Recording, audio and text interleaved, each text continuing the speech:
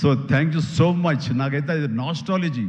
అలాగే కొంచెం ఓపిక్గా ప్రతి ఒక్కళ్ళని ఆనందపరిచేలాగా షీల్డ్స్ ఇచ్చిపుచ్చుకోవడం, ఆ షీల్డ్స్ ఇంటికి వెళ్ళిన తర్వాత అక్కడ అలమారలో పెట్టుకుంటే అది చూసినప్పుడల్లా ఎన్నో స్మృతులు గుర్తుకొస్తుంటాయి. అలాంటిది మళ్ళీ తిరిగి ఇలాగ రావటం, ఆ ఆనందాన్ని అందివ్వటం చాలా చాలా సంతోషం.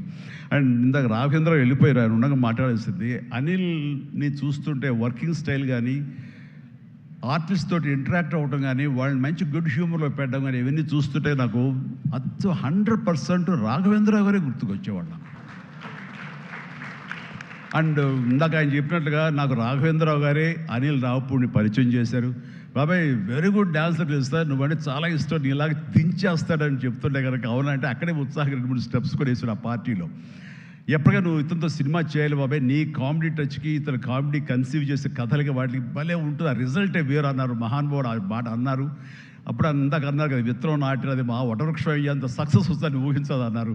ఆయన మంచి మనసుతోటి, పాజిటివ్ దీంతో, నోట్తోటి ఆ మాట ఆయన అన్నారు. అది ఈ రోజు మనం అందరం చవి చూస్తున్నాం. So thank you so much Raghavendra Rao గారు.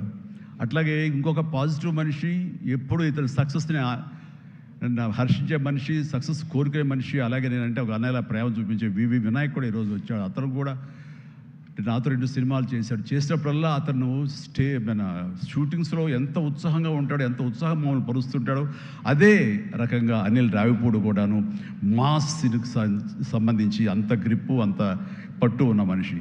అండ్ రాఘవేంద్ర గారు ఎప్పుడు ఆర్టిస్ట్